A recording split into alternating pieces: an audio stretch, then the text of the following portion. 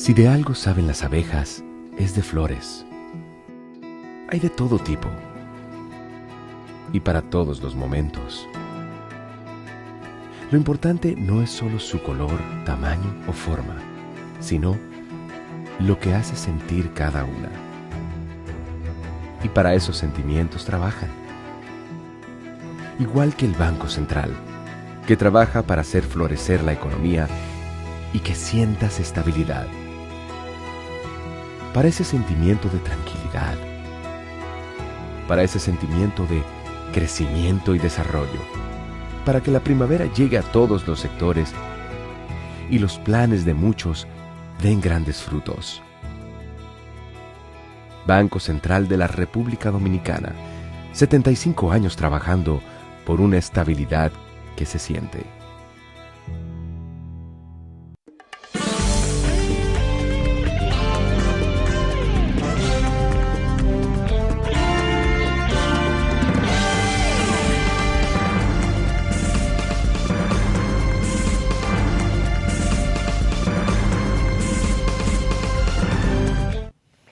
Muy buenas tardes, amables televidentes. Bienvenidos a su cita diaria, crepuscular y nocturna en Teleimpacto, que es al final de la tarde despidiendo el sol o comenzando la noche. Ponga su caridad en buenas manos. Apoye el Patronato de Lucha contra el Cáncer de Villa González Incorporado.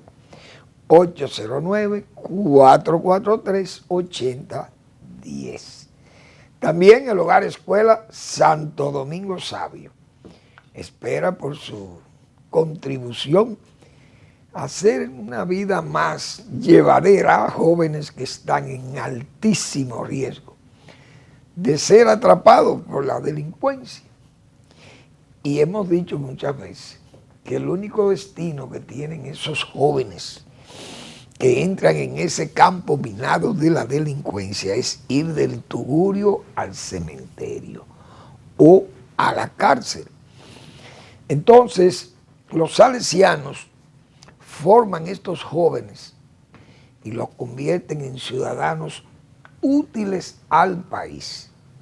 Es decir, es una labor extraordinaria para sacar de esta sociedad, achicar ese almacio donde se forma el crimen en esos jóvenes precisamente atrapados sin oficio y sin beneficio. Avenida Independencia, esquina Gregorio Luperón en Santo Domingo. Bueno, hemos tratado este tema varias veces aquí.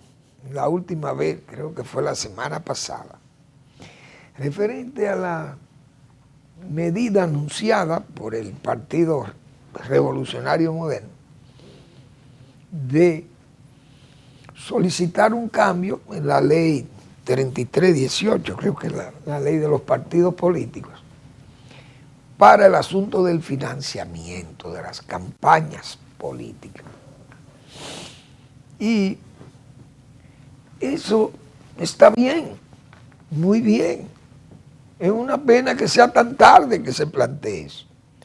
Ahora, ¿quién debió llevar eso? Debió llevar esa propuesta al Congreso, el PRM. Muchas veces yo he dicho aquí que a lo único que uno no debe exponerse es a hacer el ridículo. Porque eso es una condición muy maligna, mala para la personalidad misma de uno y la dignidad misma de la persona. Usted tiene que hacer el ridículo. Es decir, usted llevar una propuesta después que hubo ejemplos tan de bulto, tan obvios, de esa participación del dinero procedente del narcotráfico. Pero no solamente el dinero, sino los narcos mismos, los narcotraficantes mismos participando como funcionarios electos al Congreso Nacional o a las municipalidades. Y eso no es más que el dinero aportado.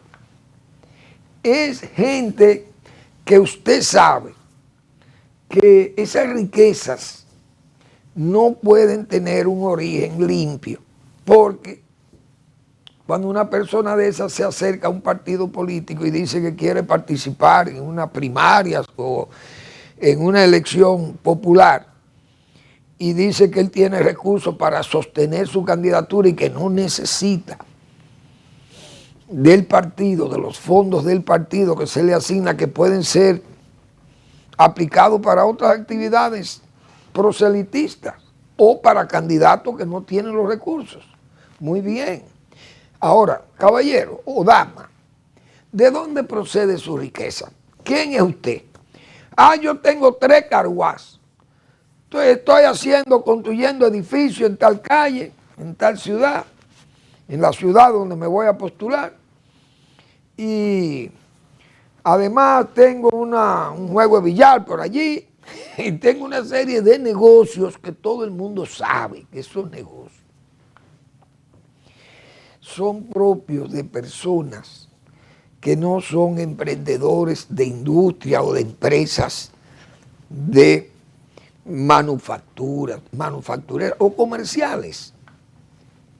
Entonces, usted tiene que echar, como se dice, un vistazo, ir por el hilo, como se dice, que por el hilo se llega al ovillo. Y usted, como funcionario de partido, usted está en la obligación de identificar ese individuo para fines de que no se cuele, como se dice.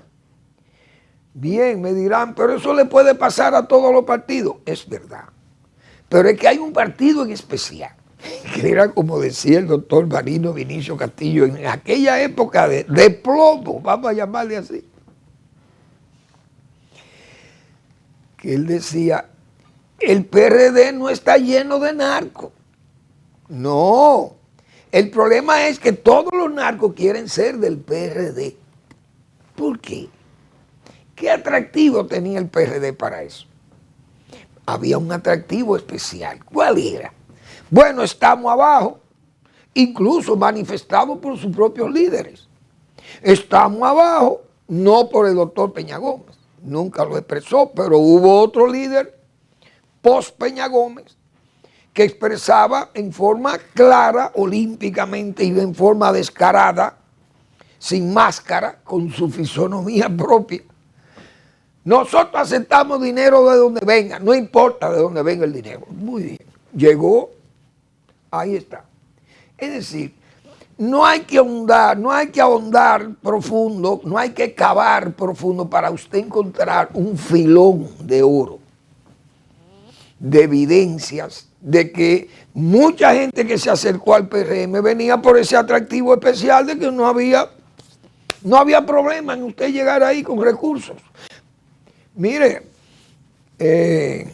autoridades del PRM, hay una familia que tiene 17 carros de lujo, tiene helicópteros y maletines de dinero, maletas, y quiere que su esposa sea diputada por el PRM. Y su marido y sus hijos quieren ser regidores o quieren ser solamente sostenedores económicos de la campaña de la señora y del partido. No, espérate, mira, ustedes tienen un origen ahí difícil, yo no puedo aceptar eso, porque eso va a ser muy evidente. Eso es muy de bulto. Pero, no, se colaron. Esas cosas ponen en evidencia. Cuando usted le da trazabilidad, como se dice, a ese caso, usted se da cuenta que el PRM era consciente de lo que estaba pasando.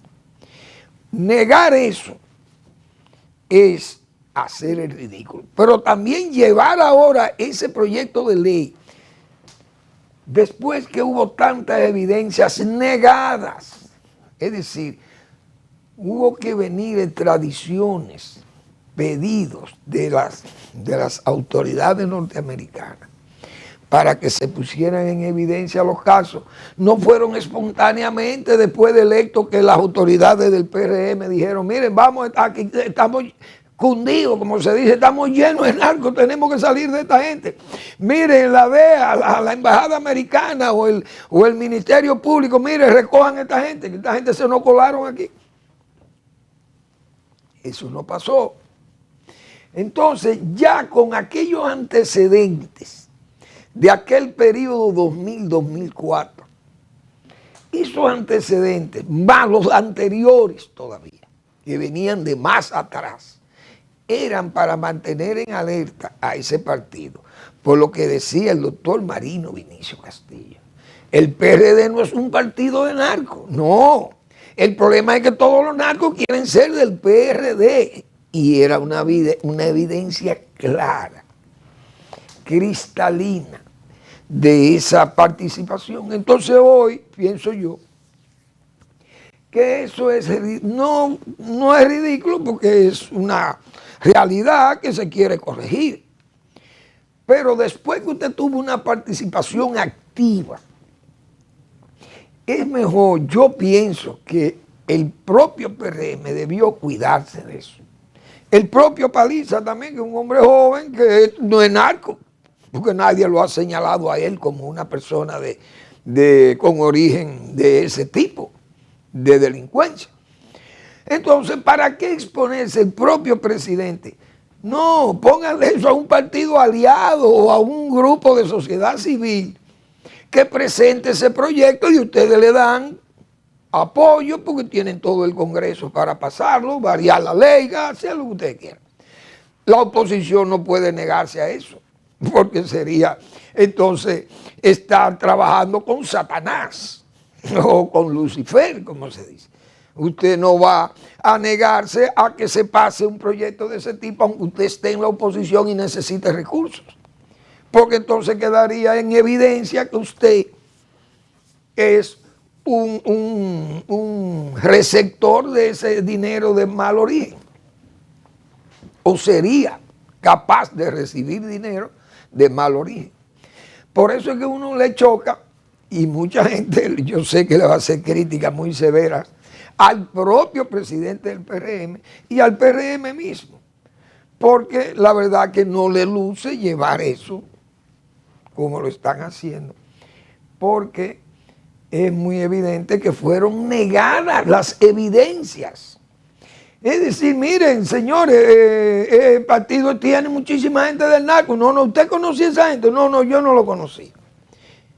Óigame, usted decirle a este pueblo, o a este pueblo tan informado como es el pueblo dominicano, que tiene centenares de emisoras de radio, tiene millones de lectores de red con los teléfonos. Leen los periódicos, lo que leen los periódicos escritos, de páginas escritas, físicos. Es decir, partidos de oposición que dicen todas las cosas que tengan que decir como opositores. El Ministerio Público que informa de las acciones que toma. Entonces, con evidencias tan claras como esa, ¿cómo se puede negar eso? ¿Cómo usted va a engañar a este pueblo y decirle que usted no sabe quién eran esa gente? Nadie puede negar quién eran esa gente, porque es que son económicamente hablando, son poderosos. Y eso tiene que llamar la atención. La verdad es que ha sido, yo no sé, me parece más que ridículo, es una evidencia clara de una especie de confesión de culpa o una suerte también de revelar tus pecados, porque esas cosas todo el mundo sabe aquí dónde está el grueso de los que participaron en esas elecciones del 20 y el 24, cargados de recursos del ilícito. Eso está muy claro. Pero así es que hemos estado en este país, como se dice, por el hilo se llega al ovillo. Dios mío, es una expresión tan pragmática, porque es que es verdad, usted indagando Es fácil de llegarle a eso. Esa es la trazabilidad, cómo llegar allí, de donde surgen esas evidencias, porque están claras, están a la vista de todo el mundo. ¿Ver? Que le vaya bien, como dice. Bueno, políticamente hablando también, vamos a hablar del PLD, porque también ese otro caso que a la callada, como se dice, la historia a la callada se venga. En el caso anterior lo mismo. Se evidencian las cosas y usted cuando sale ahora, como se dice, poniéndose delante o anteponiendo a los acontecimientos, usted se adelanta, pone al mismo tiempo en evidencia que le preocupa que lo sigan señalando como una persona pro-narco. Y entonces, bueno, me surge este proyecto para limpiarme, para quitar las dudas de que yo he promovido la aceptación de recursos de mal origen para las campañas políticas. Entonces eso choca, la verdad que es chocante. Bueno, el PLD no es por ahí que vamos, aunque uno sabe que en los partidos políticos se cuelan dinero, porque hemos dicho, el problema no es el dinero le puede llegar a un político. Y le llega y él tal vez dirá, bueno, yo no tengo que estar indagando de dónde es el origen porque me lo traen gente que yo conozco. Manuel Fermín es una persona de mi cercanía. Y yo le tengo confianza a Manuel Fermín. Si me trae dinero, yo no creo que Manuel Fermín sea capaz de recibir dinero de mal origen. Entonces el candidato o los candidatos dirán, bueno, después me lo trajo Manuel Fermín y yo creo que Manuel Fermín es un hombre serio. Y yo llevo el dinero. Pero yo no le digo al político o al dirigente, no le digo cuál es la procedencia. Simple y llanamente tengo amigos y gente que están relacionados con muchas personas y me traen recursos y yo lo consolido aquí y se lo llevo a los candidatos o a los directivos. Muy bien. El problema no es, el dinero es muy difícil rastrearlo, buscarle trazabilidad al dinero y se busca. No es que uno no lo busque, pero se puede obviar la búsqueda porque usted sabe que el candidato no tiene que estar preguntando eso, porque si no, no le va a llegar dinero. Ahora, cuando el hombre o la mujer que aporta participa en esos listados de candidatos, eso no lo puede, no es verdad que los directivos van a negar o van a obviar eso tan fácil de que yo no sé quién es quién. Ustedes conocen a todo el que se inscribe porque usted tiene que depurar. Incluso políticamente usted lo depura. Mira, no, se te va a colar, ese es un reformista o ese es un balaguerista enfermo. Ese hombre no tiene origen, no tiene ADN de las filas nuestras. Ese es un oportunista que se está metiendo ahí porque tiene unos pesos. Pero hasta eso se detecta, todo lo detectan los políticos, se conocen todos. Y más en las comunidades, donde cada quien es conocido, no solamente él, sino que hay trazabilidad, como dicen, para ir en una pequeña excursión por esa familia, por el pasado de esa familia, y usted conoce todo, porque en los pueblos se conoce todo el mundo. Pero al PLD, que también, como institución política, habrá recibido dinero también, dinero de oscuro, de origen malo. A los reformistas le llegaba también. Pero a Balaguer usted no le podía decir a Balaguer que esto era un dinero falso, que era un dinero que venía del narcotráfico, porque Balaguer él tenía sus recursos, era el Estado. De ahí era que se montaban las reelecciones, que es lo que está pasando con el PRM hoy, que maneja el Estado, ya usted no necesita aquellos andamios, ya usted lo retira porque el edificio está construido. ¿Quién después que hace el edificio deja los andamios? Usted los retira los andamios. Es muy evidente eso. Bueno, en el caso del PLD, la historia también se venga. Hoy vemos en la prensa que el precandidato Gonzalo Castillo anuncia su maquinaria para su precandidatura dentro del PLD. Y eso está muy bien. pero va a revelar la realidad de lo que es buscarse una precandidatura. Y miren, haciendo un paréntesis, que esos funcionarios salieron muy fortalecidos económicamente hablando del poder. Tienen muchísimos recursos para sostener una buena candidatura o precandidatura. Muy bien. Ahí no hay problema. En el PLD tal vez hay algunos precandidatos que no son tan afortunados como otros que tienen recursos para competir por una candidatura, y hay que ver lo que es, señores, lanzarse a competir por una candidatura en este país, el dinero que cuesta eso, y es gente que no tenía ni siquiera, no tenía ni el atractivo para aspirar a un cargo público de importancia, porque no tenían los recursos económicos, ni siquiera para hacer los afiches. Se salía con una latita a pedir dinero y la gente contribuía y cosas de eso. Y otros que se vendían por la sensibilidad del opositor, de gente opositora a los gobiernos de ese momento. Y otros que vendían vamos a decir, promovían su seriedad y encontraban quien le ayudara para candidatearse. Eso era en el PLD también, cuando este partido era toda una escuela política. Esa es la realidad. Hoy ya no es así, esa gente está fortalecida económicamente. Esos precandidatos que hay en el PLD es gente que está, como se dice vulgarmente, forrada en dinero, muchos de ellos. Gonzalo puede ser o es uno de ellos, muy rico, pero no tan rico como cuando fue candidato.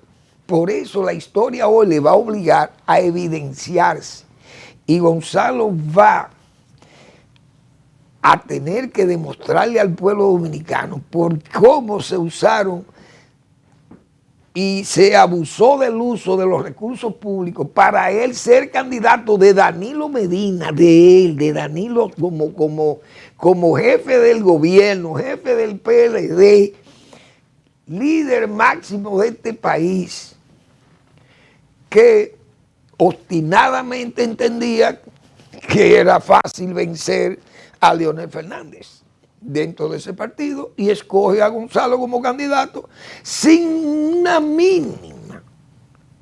un mínimo detalle político importante para ser el candidato o el precandidato a confrontar a un hombre como Leonel Fernández, que había sido presidente 3 veces en este país y líder máximo del PLD después de la muerte de Juan Bosch.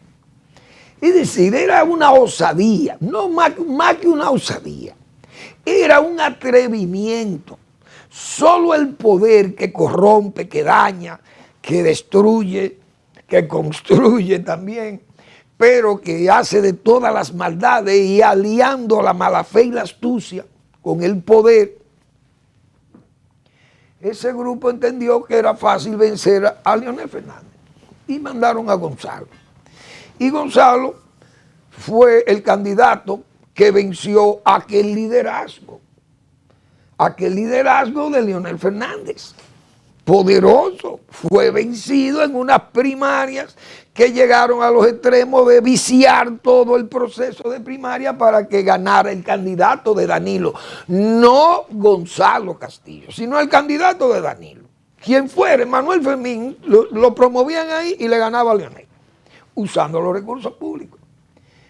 Hoy Gonzalo tiene que luchar con su propio, tiene que luchar con su discurso, su propio discurso, ya no tiene aquel discurso, y con sus propios recursos para vencer a los de adentro, que es fácil que los venza porque ya tiene el apadrinamiento del líder de ese bloque, de ese partido, y ganará la candidatura. Muy bien, ¿qué va a pasar? Vamos a la pausa y regresamos.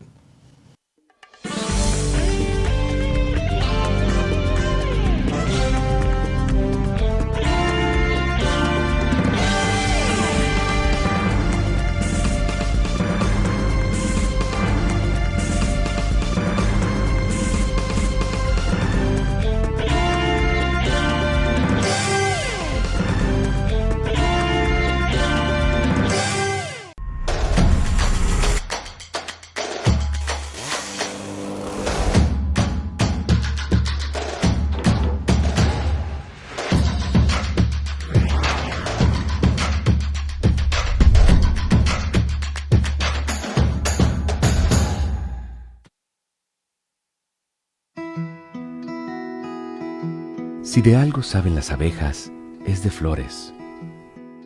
Hay de todo tipo y para todos los momentos. Lo importante no es solo su color, tamaño o forma, sino lo que hace sentir cada una. Y para esos sentimientos trabajan. Igual que el Banco Central, que trabaja para hacer florecer la economía y que sientas estabilidad. Para ese sentimiento de tranquilidad, para ese sentimiento de crecimiento y desarrollo, para que la primavera llegue a todos los sectores y los planes de muchos den grandes frutos. Banco Central de la República Dominicana, 75 años trabajando por una estabilidad que se siente.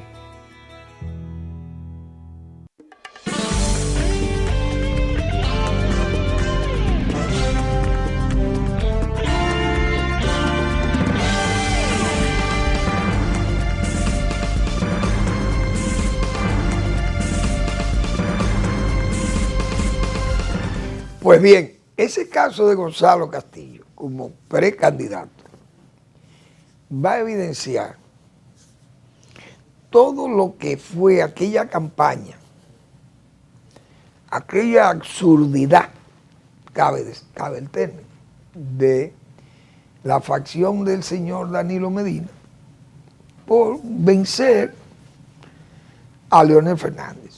Es decir, sustituir ese liderazgo, hacer lo que se fuera del PLD, nosotros ganamos como quiera, el poder lo puede todo, ganamos con este muchacho, con Gonzalo. Gonzalo es una especie de alter ego mío, es la persona, tal vez, quién sabe, es una especie de testaferrato, porque hasta esas cosas usted tiene que tener demasiada confianza en alguien para cederle un espacio de poder como este. ¿Quién sabe las cosas de estos políticos en este país?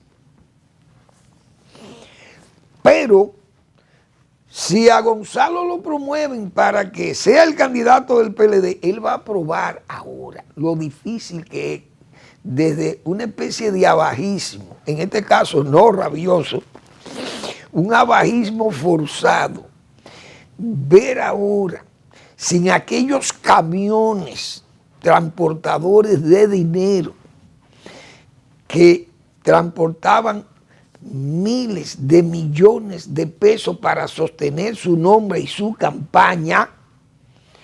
Hoy vamos a ver a ese Gonzalo teniendo que buscar de sus propios recursos, que tal vez tienen abundancia, repito, pero a nadie después que tiene su cuarto, como dicen, por la vía que le hayan llegado, no lo quiere soltar tan fácil. No es lo mismo usted tener 4.000 millones producto de los recursos públicos para sostener su nombre y su campaña, que usted tener que hablar por su propia cartera y pagar sus gastos, siendo precandidato y luego después de ser candidato, porque el partido recoge unos pesos que le dan la Junta. Pero ¿de dónde van a salir los demás para sostener cuando usted tal vez utilizó 6 o 7 u 8 o 10 mil millones de pesos para ser candidato forzado por una circunstancia de poder y de venganza política?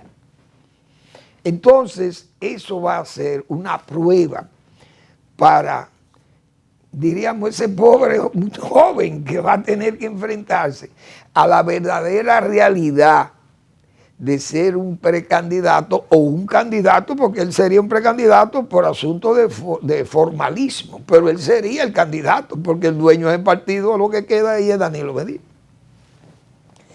Entonces, ahora van a tener que probar, porque la historia es así, se venga.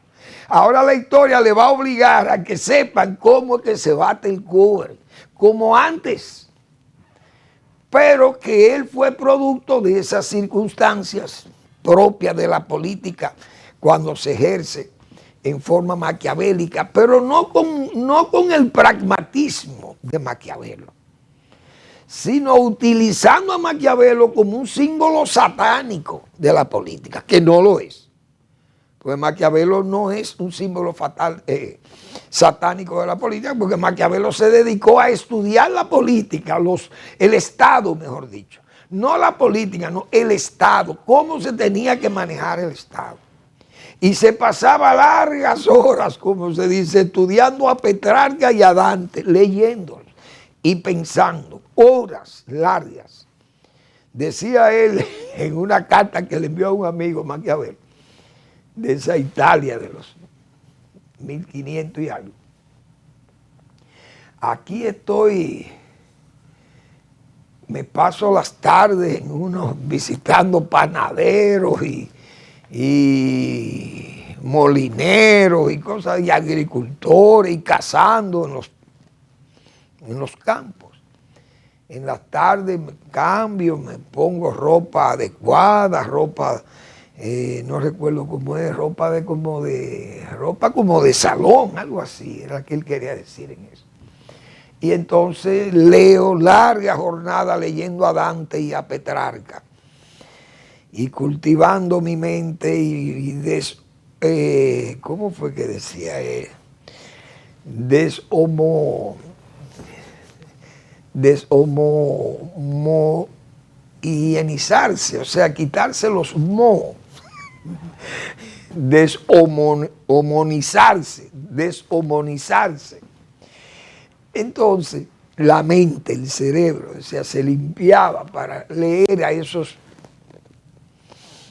clásicos como Petrarca y Dante. Esa era la fuente de Maquiavelo para estudiar el Estado. Pero hay gente que cree que Maquiavelo andaba con una daga degollando a la gente y que andaba envenenando como hacían los Borgias. Bueno, todo eso era parte del Estado y del poder, es verdad. Pero aquel fue un estudioso del Estado. Por eso lo que usan a Maquiavelo tienen que usar a un hombre pragmático, no a un hombre satánico. Y parece que en el PLD eso no lo entendió Danilo Medina. Así son las cosas, lamentablemente, de estos políticos y de la política, como se acostumbra a decir. Pero vamos a esperar lo que le va a pasar, lo que va a pasar con eso, con el PLD, pero no hay que ser arúpice. No hay que ser aquí tener un oráculo para usted decir esa cosa, porque es que uno sabe que así que van a pasar las cosas.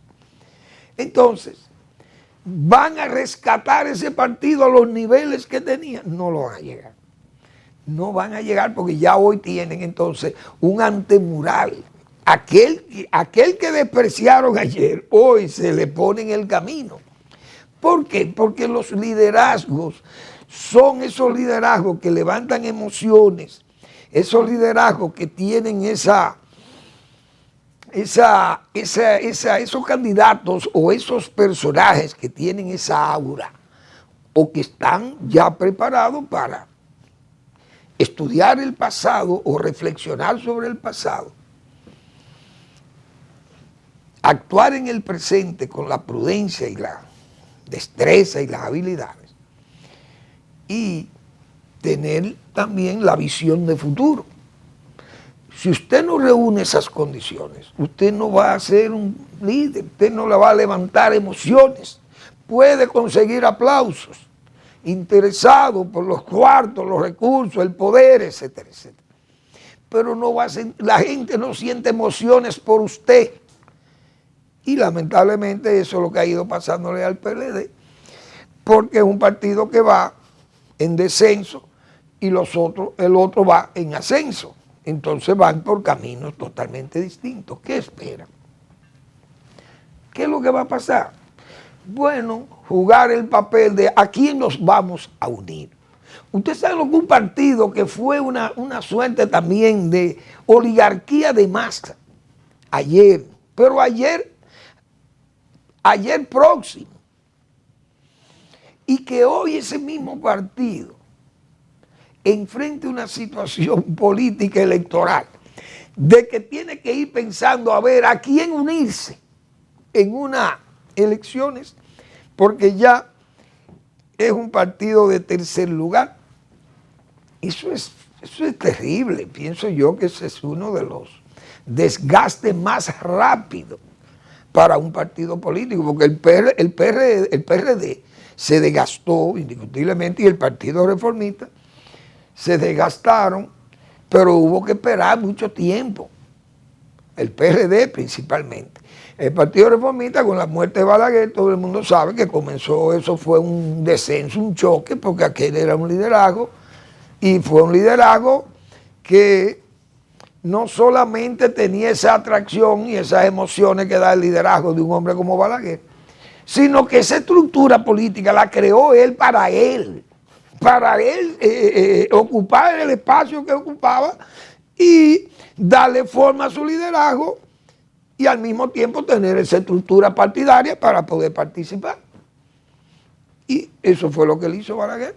Cuando él muriese, ese partido iba a la quiebra total, a morir, porque el único que atraía y que levantaba esas emociones era Balaguer. Así de sencillo. Bueno, entonces, el PLD tiene que enfrentar esa situación, que desde todo punto de vista razonable es penoso tener que ver una institución broquelada por Juan Bosch, pensada por Juan Bosch, y entonces crecida por Juan Bosch y recrecida por Leonel Fernández, que fue poder, y eso hizo que ese partido asumiera. Además le tocó la oportunidad de que el liderazgo de Balaguer se fue a pique por su muerte, y el de Peña Gómez también se fue a pique por su muerte, y el de Jacobo Magluta, heredero, también se fueron a pique, los tres grandes líderes. Y el único líder que quedó prácticamente fue Leonel Fernández. Salvador de Blanco fue un presidente, pero salió con tantas dificultades que no tenía espacio ya de liderazgo. Y el propio don Antonio Guzmán se había suicidado. Es decir, todo ese liderazgo que le antecedía a Leonel Fernández se fue a pique, todo murió, desapareció, se quedó Leonel solo. Brilló, su estrella brilló. Claro, él tiene su talento y lo reforzó con sus estudios, su experiencia práctica, sus buenas asesorías, y el hombre salió a camino y fue el líder máximo de lo que fue el PLD de su época. Esa es la pura verdad. Es decir, Hipólito Mejía tuvo el espacio también, pero no tenía el talento de Leonel Fernández. No levantaba las emociones, era un hombre del rutinarismo, de callejero, un hombre sin la formación de Estado necesaria, sin estudio del pasado, ni del presente, ni del futuro, sin una voluntad, diríamos, de progreso, de ver el progreso. No era capaz tampoco de sacar y de tener las expectativas de una reconstrucción nacional, por ejemplo, como un hombre como fue Balaguer y el mismo Leonel Fernández. Entonces, el liderazgo que espigó fue el de Leonel Fernández. Así de simple. Danilo Medina no quiso entender eso. Y miren dónde terminó el PLD. Ha terminado en el hondón. En el hondón. Esa es la pura verdad. Ahora, el PLDista que no está de acuerdo con lo que yo estoy opinando, yo le invito, cualquiera de los que entiendan que pueden refutar estos comentarios, tienen la oportunidad de venir aquí y en dos sillas como estas, o como yo estoy parado acá, podemos hablar de ese tema que yo he tratado sobre el PLD. Bien, entonces, señores, las contradicciones en el gobierno, yo no sé qué ha pasado, pero yo vi unas declaraciones del sector del agro, del PRM, señores, quejándose de las cancelaciones de su gente en agricultura, que le están cancelando su gente como si fuera un cambio de gobierno, y lo que ha habido es un cambio de ministro. Ahora hay que ver, con el nivel de corrupción que hubo ahí, y el nivel de descontrol y de desorden de un gabinete del Ministerio de Agricultura, ese caos generaba más caos. Ese desorden, ese manicomio administrativo que hubo allí, tan denunciado tantas veces, pero no atendido. Y es difícil que los directores regionales todos no estuvieran involucrados en esas actividades ilícitas cuando ellos veían el desorden que había allí. El nuevo ministro que llega allí, que es Oliverio, sabe, conoce a todo el mundo, porque Oliverio es un hombre del sector. ¿Va a trabajar con un grupo de malandrines? No. Lo despidió a la mayoría de ellos lo sacó. Pero no lo va a dejar ahí ya amamantándose y haciendo nada en ese ministerio que no sea solo crearle problemas o desinformación o cerrarle, como dice, caminos a las disposiciones o a los programas, a las acciones que pueda tomar el ministro nuevo. Esa gente fueron despedidos. Ahora dicen ellos que eso es una barbarie, pero ellos cancelaron centenares de agrónomos, denuncias continuas, no hay quien los entienda. Pero me chocó que dicen ellos que el campo está maravilloso. Bueno, pero entonces si está maravilloso, ¿por qué el presidente tuvo que despedirlo a todos? Porque el presidente ha tolerado que también limpien allí, que saquen todo aquel hollín.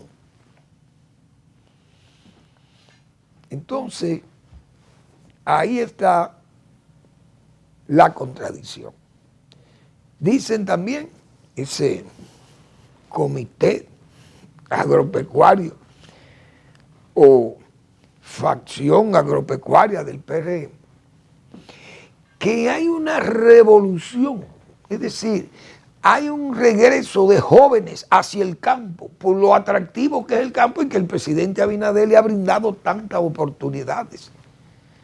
Pero hay que ser, la verdad que hay que tener cara dura para usted venir a decirle a este país, gente que han declarado una verdadera contrarreforma agraria, como hemos dicho aquí, una especie de liquidacionismo agrario, que el PRM no ha sabido todavía explicar qué es lo que va a hacer con el Instituto Agrario Dominicano.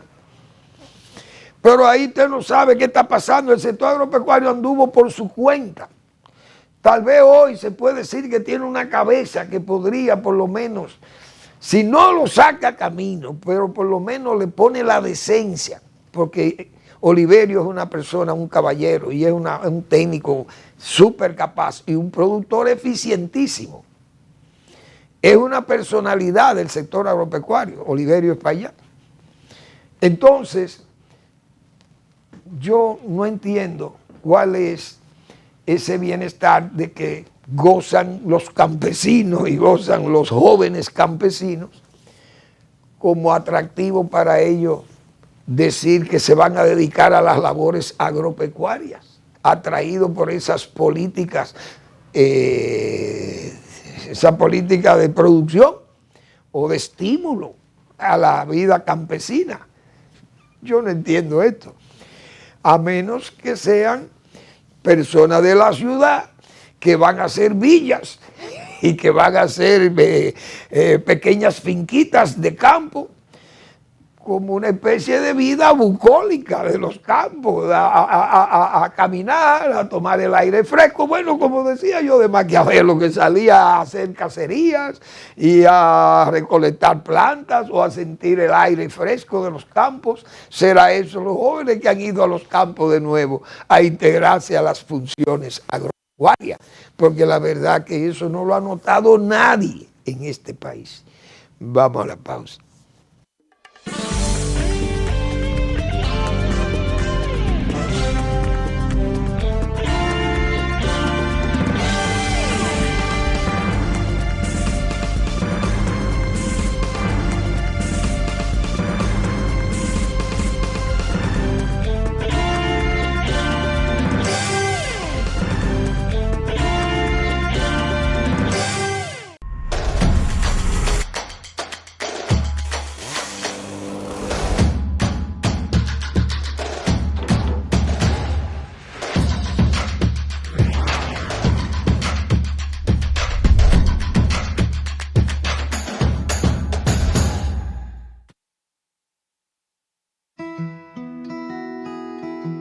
Si de algo saben las abejas, es de flores. Hay de todo tipo y para todos los momentos. Lo importante no es solo su color, tamaño o forma, sino lo que hace sentir cada una. Y para esos sentimientos trabajan. Igual que el Banco Central, que trabaja para hacer florecer la economía y que sientas estabilidad. Para ese sentimiento de tranquilidad, para ese sentimiento de crecimiento y desarrollo, para que la primavera llegue a todos los sectores y los planes de muchos den grandes frutos. Banco Central de la República Dominicana, 75 años trabajando por una estabilidad que se siente.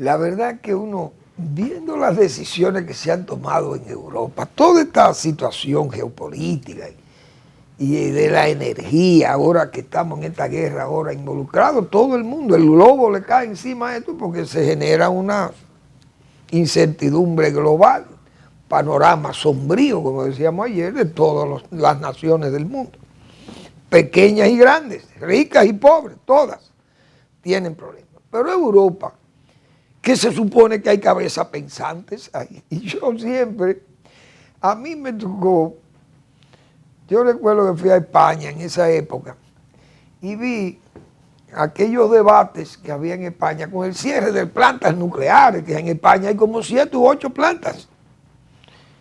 No me acuerdo cómo se llaman, tienen unos nombres ahí, Almeral 1 y 2, y bueno, no recuerdo los demás. Entonces, recuerdo que eso era un debate que había en España, bueno, cerrar las plantas nucleares porque los verdes y los climatólogos y la gente de la defensa del cambio y los luchadores contra el cambio climático y bueno, y todo aquel movimiento ecologista y promoviendo las energías no renovables, renovables, etc.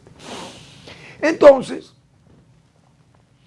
eso estaba tan encendido que toda Europa se fue, no toda, se fue a sustituir sus plantas atómicas. Estados Unidos no se involucró en eso. Pero asimismo están los enemigos del carbón.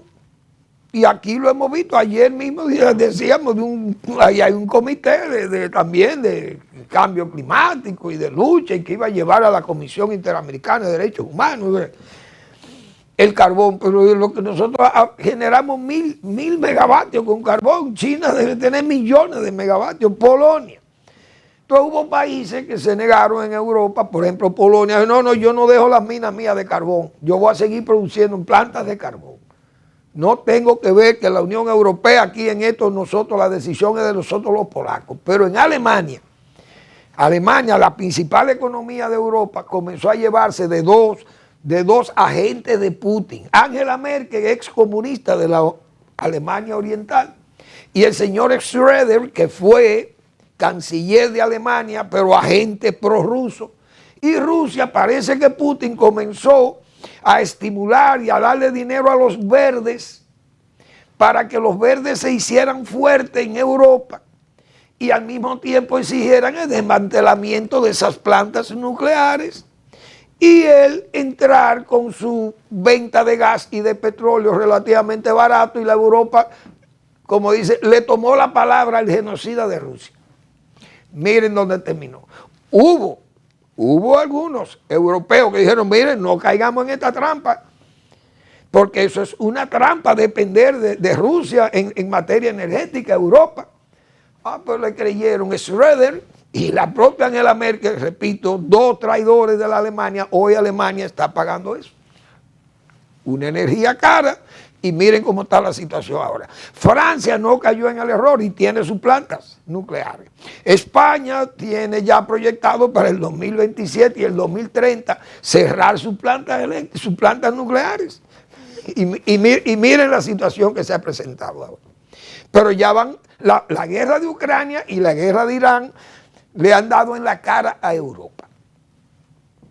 Israel está peleando una guerra sabiendo que Donald Trump es un hombre frágil. Por eso Israel está atacando fuertemente y va a atacar lo más que pueda a Irán. Porque de un momento a otro el señor Donald Trump se sale de ahí. Ya él está poniendo al señor Putin a que le haga el trabajo porque hay una especie de mundano dependencia, como hemos dicho. Que el propio Medvedev, expresidente de Rusia, dijo que ellos tenían documentos de eso de Epstein, de los papeles de Epstein, donde aparece Donald Trump con todos sus problemas mundanos, porque es un hombre que está cargado de muchísimos problemas. Entonces, Israel sabe que esa es una guerra frágil, que Trump se puede salir de ahí o busca que Rusia, el señor Putin, le tire la toalla. Ahora Putin está pidiendo un cese de fuego en la zona y él con la guerra de Ucrania viva. Es decir, todo un cinismo montado allí, pero Israel no se coge eso. Israel sigue atacando y va a seguir atacando, pero va a seguir involucrando a Estados Unidos con esa guerra. Vamos a ver por dónde van a seguir las cosas, pero yo soy de lo que he dicho aquí. Todo ese manicomio que se está jugando hoy en esta política va a terminar en Estados Unidos, va a terminar en una locura allí. Porque no es verdad que ese país va a poder soportar esas cosas que se están haciendo, porque ese país o tendrá que destruir a Irán, destruirlo con los B grandes, como decía yo ayer. Tirar todo lo que tenga ahí, vaciarlo y destruir ese país, su infraestructura energética, productiva, de la única forma que podrá, por lo menos de rodillas, a un país como Irán, que no puede competir con los Estados Unidos, y ni con Israel tampoco. Pero tiene esos vecinos frágiles que dependen del petróleo, pero están cerca de sus misiles. Entonces quiere poner la situación de tal forma que le meta miedo a los demás. Pero eso no va a ser posible evitarlo si no es bombardeando en forma pesada a Irán. Pero los muertos van a ser por montones y la destrucción sería catastrófica. Tipo Hamas, o Gaza, mejor dicho. Vamos a invitarle a leer al doctor Marino Vinicio Castillo. Siempre advertiré, mientras viva, esa expresión viva de Marino Vinicio Castillo, de su recto juicio de razón y de palabra. Gracias por su atención. Nos vemos mañana en otra entrega del final de la tarde, despidiendo el sol o comenzando la noche.